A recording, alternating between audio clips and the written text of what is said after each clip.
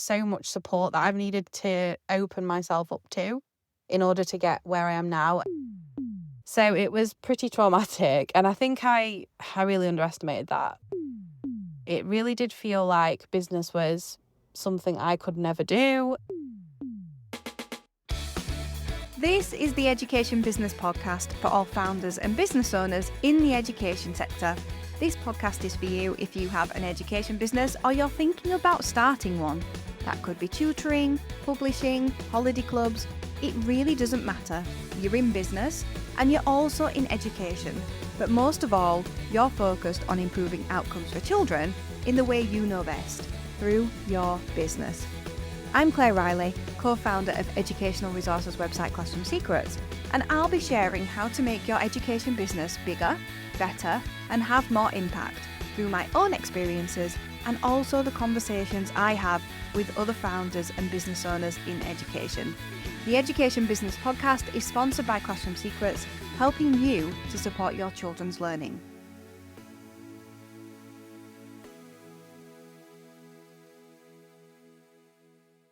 Kerry, welcome to the Education Business Podcast. So you are an entrepreneur now. You were once a teacher. How did that happen? You're in teaching. What made you come to that decision, make the transition out of teaching into having your own business? Hi Claire, thank you so much for having me on the podcast. It's really lovely to chat to you today. So I was a teacher for about 15 years, including being an assistant head in a primary school. So I did quite a long time in teaching and loved my job. Then in 2019, I was pregnant with my now son Alfie, and it was quite a long process to get pregnant. We did IVF for a couple of years before I was pregnant. So it had been quite an emotional roller coaster, really. And then lockdown hit, obviously, in 2020, and I was due in the June. So in the March of 2020, I had to leave the classroom and work remotely because at the time they weren't letting pregnant women back into the workplace. So I worked from home in the March, had Alfie in the June.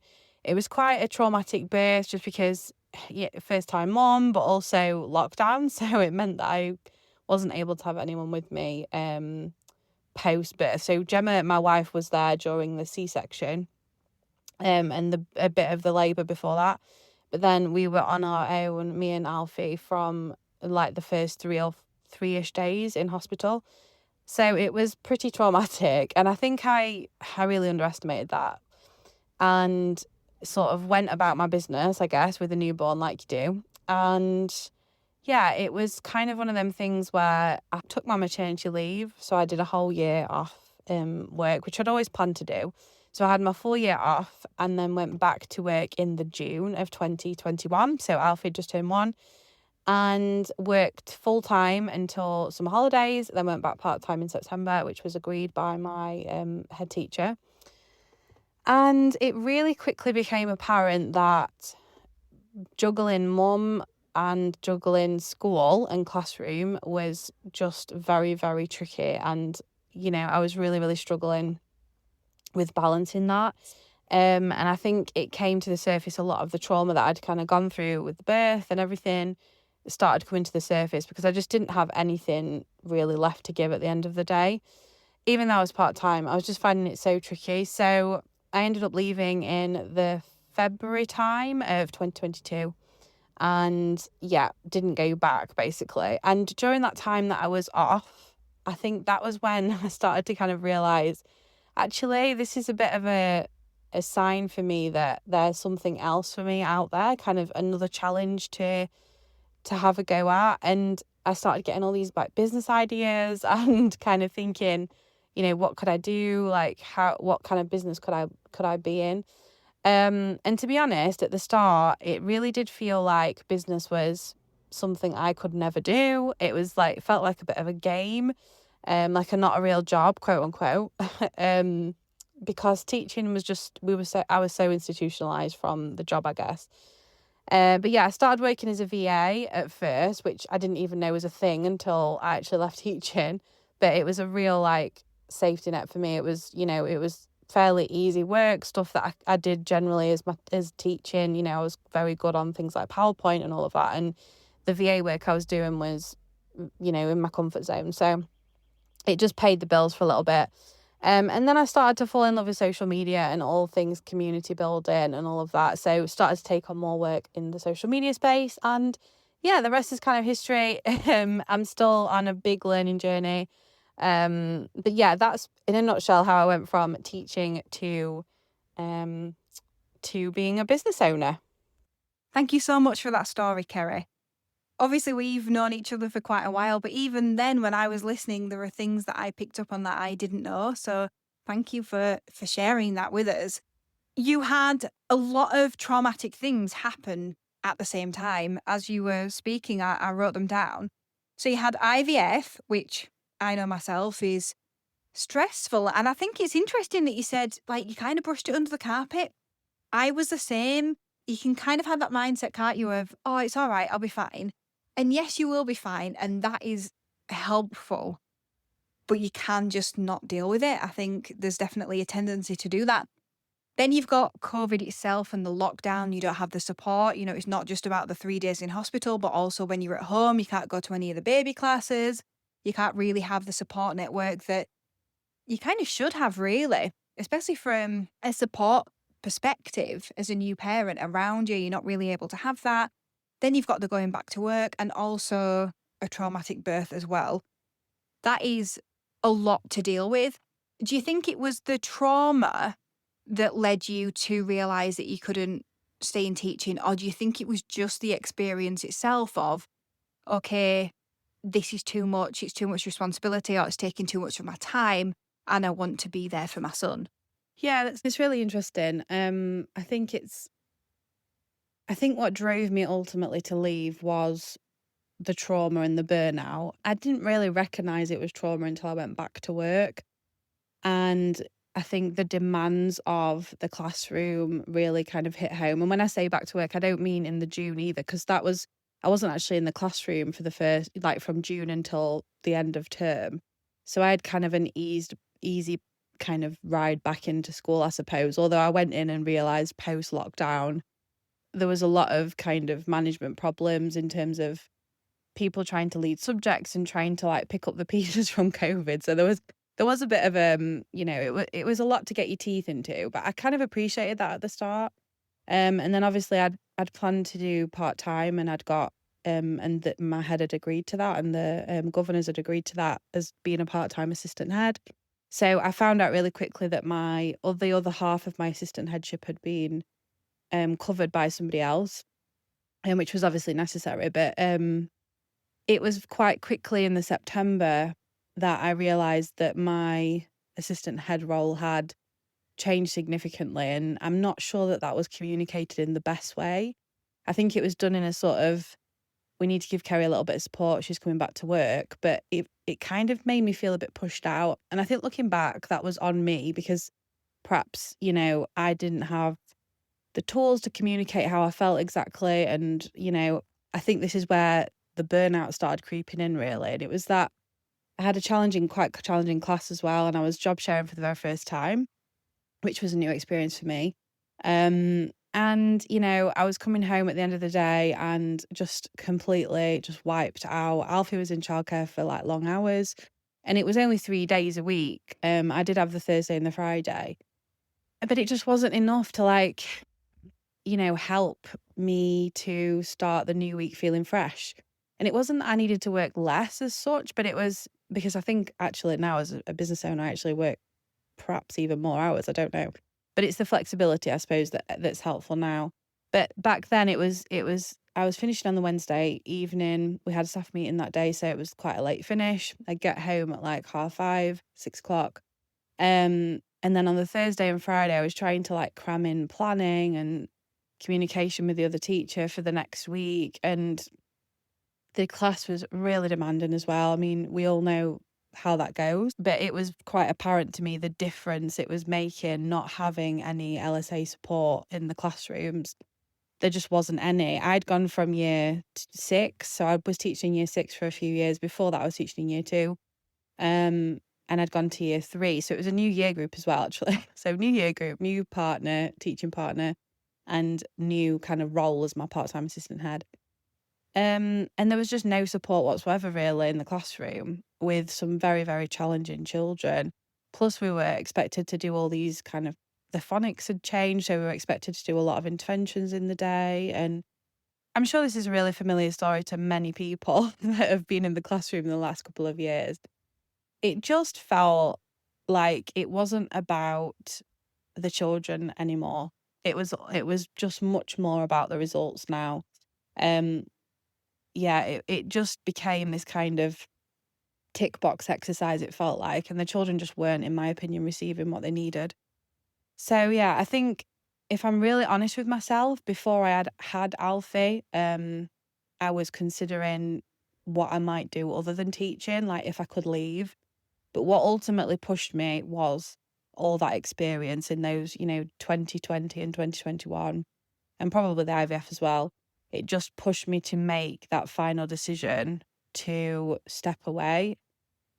But yeah, it did take me a while to recover from actually leaving in the February, because it wasn't done in a kind of I'm handing my notice in way. In fact, I didn't have my notice in until much later in the year. I was off on with sick pay for a couple of months first, because I genuinely didn't know what I wanted to do. It felt like I was letting go of something I'd built, spent a long time building, and I just didn't know what was on the other side. It just felt like a bit of a sheer drop, to be honest.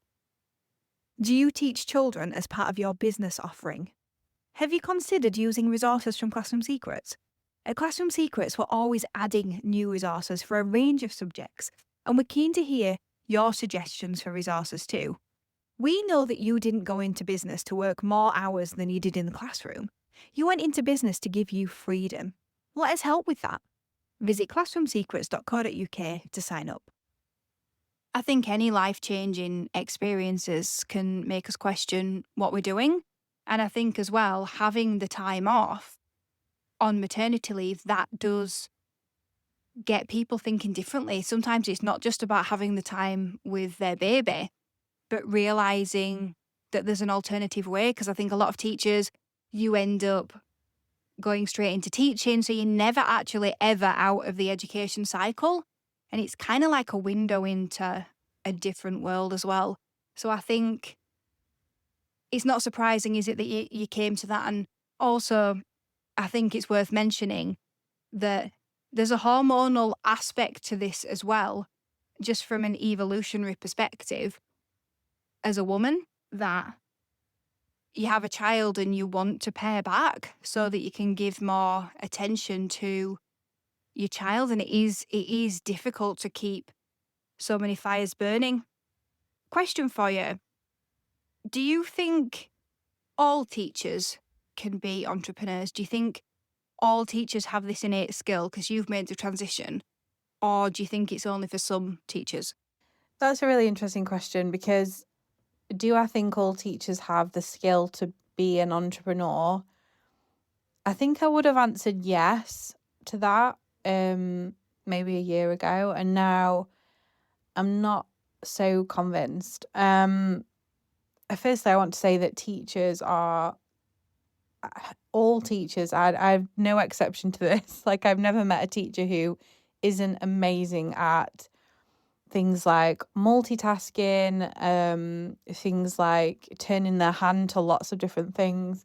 And I think this is especially true for primary teachers, just because there's a bit of a different way to do things in primary, in that teachers are expected to be able to teach and adapt to so many different subjects. So I think we become very resilient to thinking on our feet and kind of being creative and planning and all of that, and strategizing as well.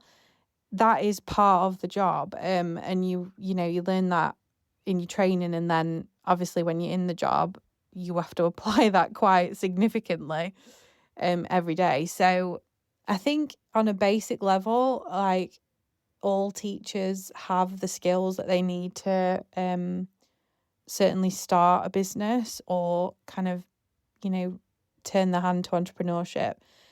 Do I think it's for every teacher? No. Business life, being an entrepreneur, however you view yourself, it is much more. There are certain things within this job that I never ever did as a teacher. So things like putting yourself out there on social media, for example, that can be a huge block for some people. I mean, it's absolutely not something you can't get over with practice. And obviously there's no need to kind of put your whole life on social media.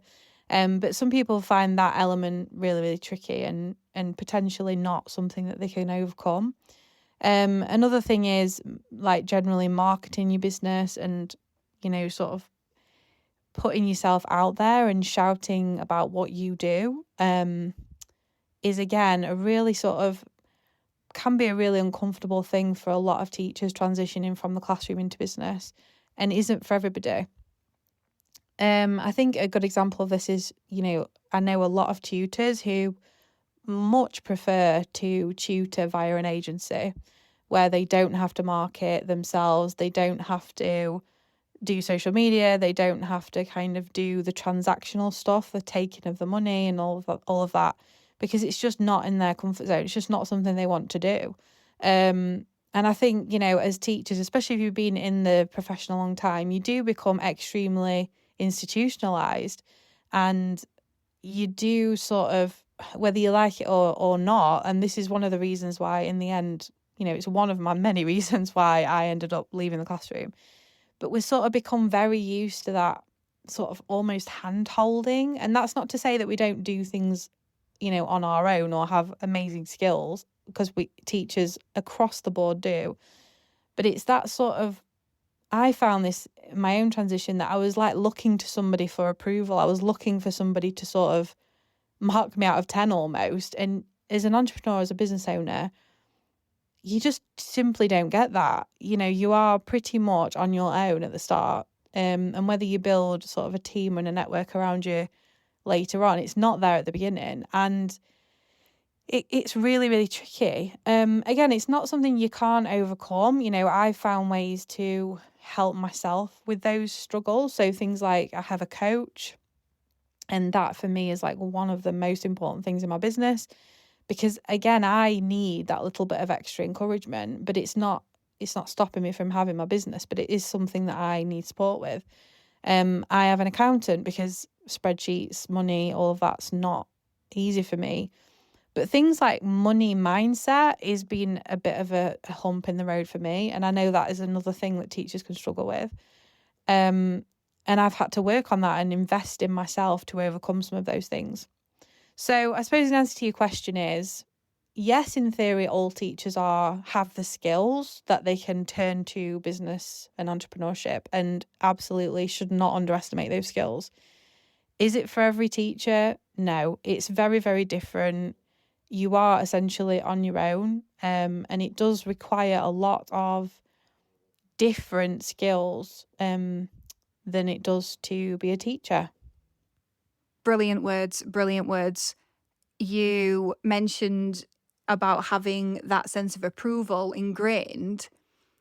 I have seen that as a business coach as well, helping teachers make that transition, or maybe they're a year into their education business and they have that sense of approval towards me. And it's like this ingrained sense of judgment that they brought from the classroom, brought from school, and then they're now placing that onto you. And I'm like, I don't want that responsibility. I'm not judging. You have to work through this for yourself. So I think it's really great that you brought that up, especially for anyone who is new in business or thinking about making that transition. But you also mentioned as well about putting yourself out there, about how you never did that before. But that is what you do now, put yourself out there and help others put themselves out there. So if you had to give us some tips about getting out of your comfort zone and putting yourself out there on social media, what would they be? Yeah, it is what I do now for a living, which is, yeah, when you think about it like that, it's quite funny, really. But I think, one thing I will say is putting yourself out there in whatever way, social media or, your email list or just networking with other people, it's not necessarily an overnight thing. Obviously, it very much depends on, personality and also circumstances. I left the school environment in a quite, a burnt out state. So there was some work to do on myself before I felt that I could put myself out there. One thing that helped me was I built a community over at the Play Planner, which is one of my another business of mine. Um, During my maternity leave, so it was quite a safe space really for me to sort of post social media bits and bobs over there, straight after I left work. But there was a period of time I really didn't want to post on Facebook, Instagram, anywhere. I just kind of was in the background and, watching for a long time, for a good few months, because I just at a den, for want of a better word. And it's coming back to that approval piece again that we were just talking about. I was worried about what my friends would think, my family would think, my colleagues would think. I didn't want my colleagues to think, oh, she's left work, quote unquote, burnt out, and then she's suddenly posting herself all over, social media. It didn't sit right with me, whether that was right or not at the time. That's how it felt. So it did take me a while, to build up those skills and that confidence. But if someone is feeling, not very confident, doesn't really want to put themselves out there, but is trying to grow a business, firstly, I would say be kind to yourself. It does take time, and depending on your circumstances, that might be a little bit more time than someone else. And on that note, do not hold yourself up against other people. There are a lot of different types of people online. Obviously, everyone's got their own personality, their own business, their own goals, and it can be really easy to fall into that comparisonitis trap. I do it even, and I have to catch myself and very often speak to like my coach and things about mindset things, because some people, they're posting every day, they're posting every which way about their lives, the children, the ups, the downs. And that's absolutely their prerogative. If they feel comfortable doing that and they want to do that, that's absolutely fine. It's completely their choice.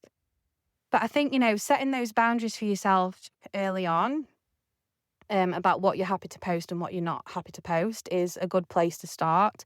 You can talk about your family, but perhaps you don't want to share your children's names. That's, a good boundary to have. And everybody's boundaries are different. And your boundaries might shift and change as time goes on. So post what you're comfortable posting.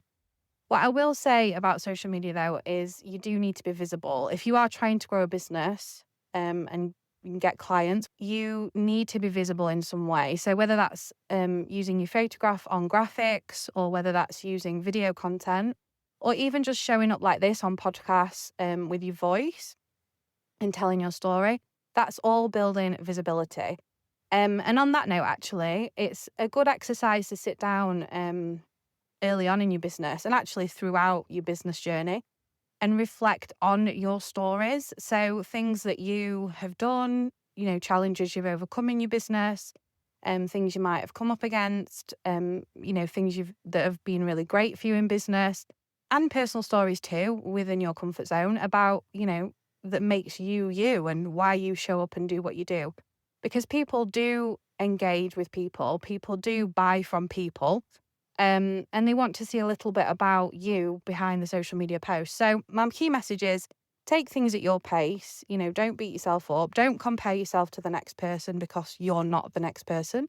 You are you, and that makes you amazing. And really cherish those stories that make your business and you unique, and share those, within a framework of what you serve or who you serve, and the products and services you have. And if you kind of put that all in place, showing up online, it suddenly becomes a little bit more accessible, a little bit less daunting, and more enjoyable. Just so people really understand what it is you're suggesting they could do with the stories, what's one of your stories that you share? Yeah, okay. Let's give a couple of examples then. So it really depends for me, it depends on the business.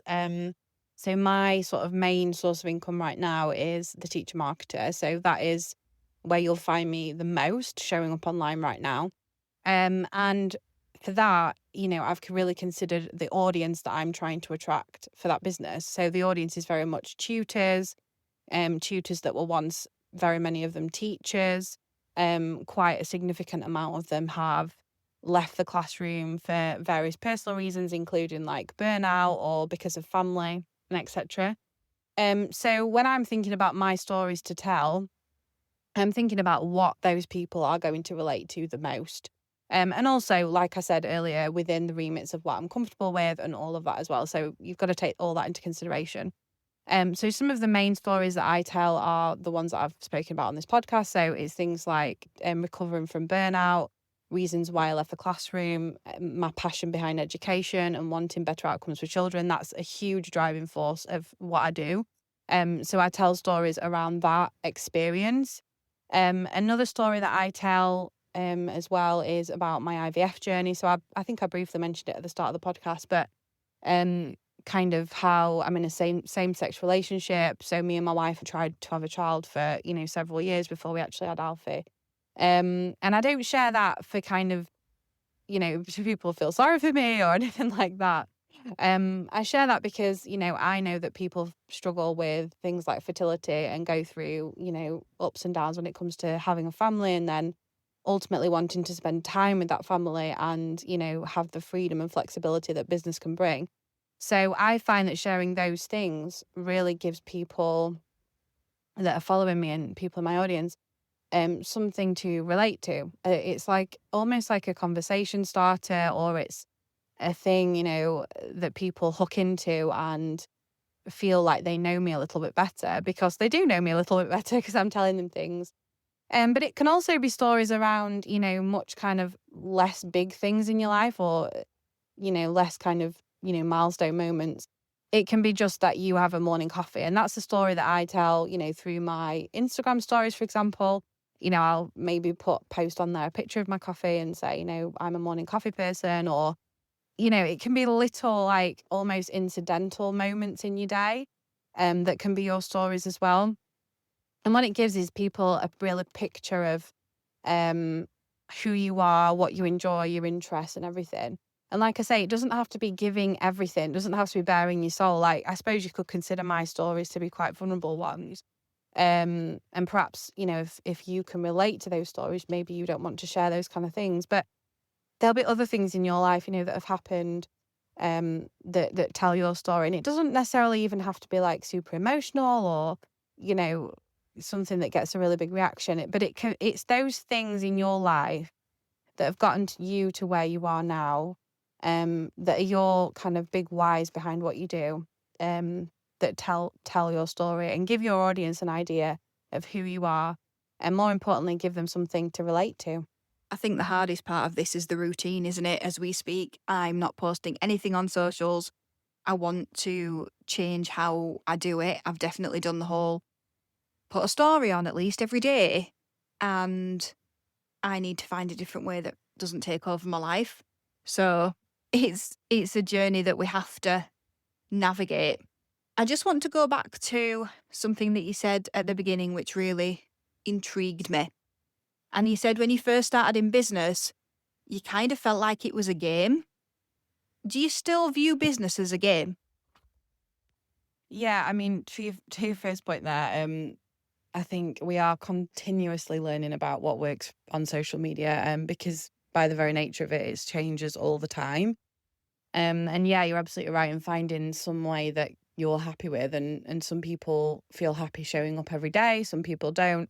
And that is why I love Facebook groups, because it really allows us to step back from the daily posting, but still get really good results from, marketing efforts.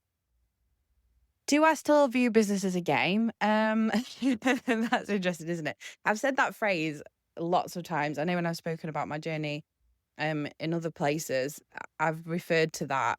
And I'm just now thinking why I would refer to it in that way. And I think the main thing is I just kind of viewed business as very bricks and mortar, very kind of perhaps something that had been passed down through generations, or like a trade. I mean, in my family we have a building company, and my wife actually works there.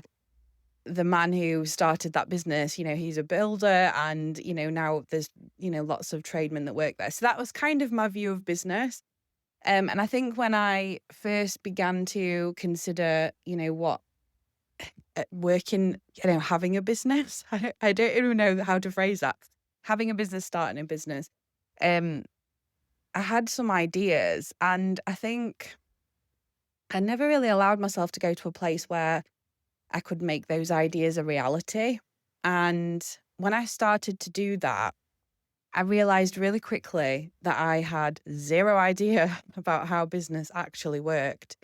Um, I just kind of thought, I mean, the first business I sort of started was the Play Planner, and it's a product. It had a product, so the planner itself was the product to start with, and I kind of spent a lot of time creating this product and creating website, creating social media platforms, creating content. It was all very creative. I spent a lot of time in Canva, because I was just happiest there. And when I actually put the product out there without really, I did a little bit of build up, but nothing, nothing major. And, a few people bought it and, had some interest, but it hit me like a ton of bricks how hard it was going to be. And actually, just because I'd created something that I loved did not mean that other people were going to immediately jump on that and love that as well.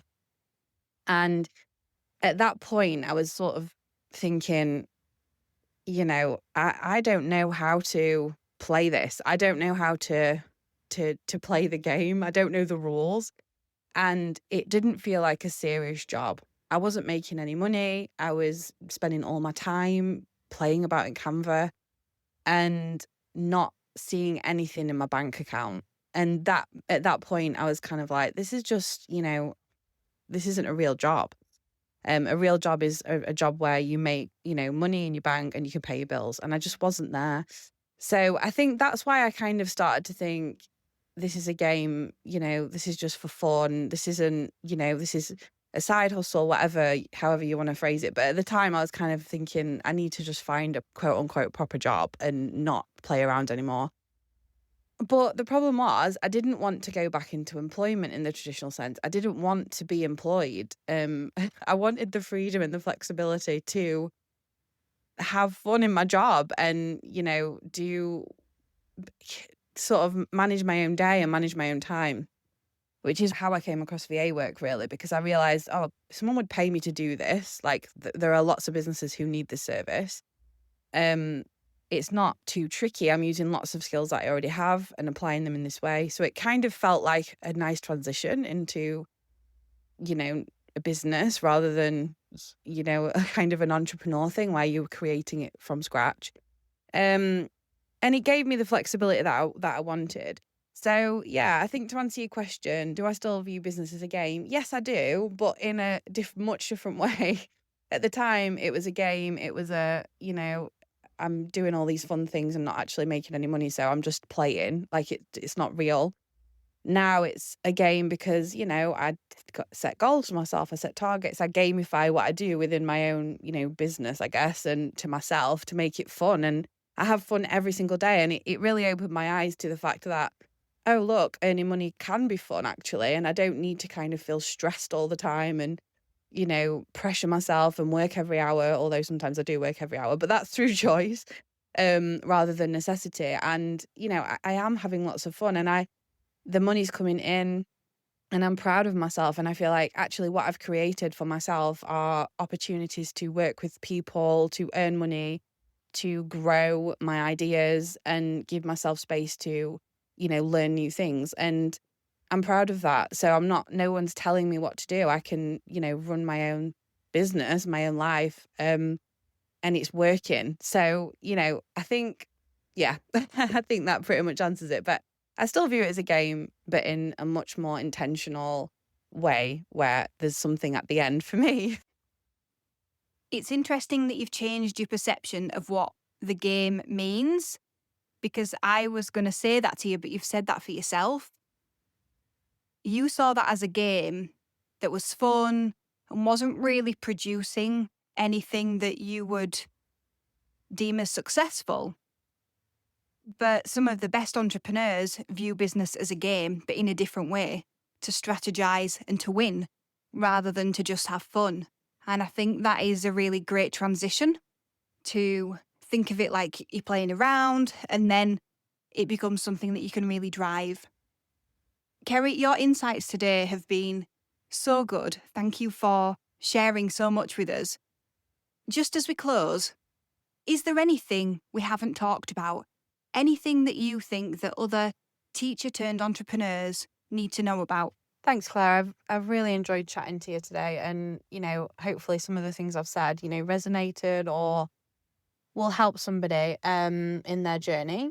I think I'd like to finish really by just saying, if you are still teaching or you are soon to be leaving the classroom to start a business or perhaps tutor or something away from that sort of environment of a school and working with a team, I think I'd like to finish by saying, be kind to yourself. I think as a sort of group of people, teachers, in my experience anyway, and the people that I've met along the way, we tend to be perfectionists.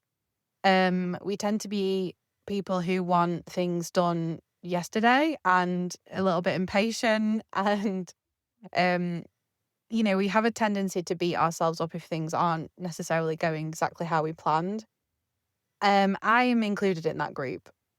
And I have this conversation a lot with teachers turned business owners too. But I want to say, be kind.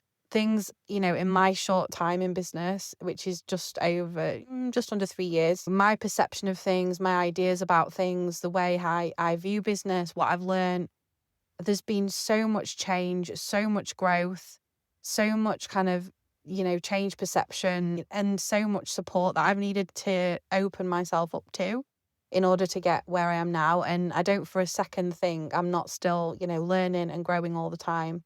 So, be kind to yourself, open yourself up to support, go and find your people, your network early on, and enjoy the journey. And just remember, whatever you decide to do right now is the right decision for right now. And it doesn't have to be, the same decision in 6 months' time or even 2 months' time. So go with the flow a little bit, be kind, and enjoy the journey. So thanks, Claire. It's been amazing. I've really enjoyed chatting to you, and I hope it's been useful to people that are listening.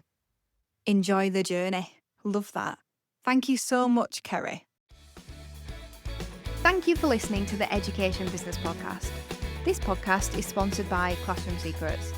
To find more resources to grow your business, visit classroomsecrets.co.uk.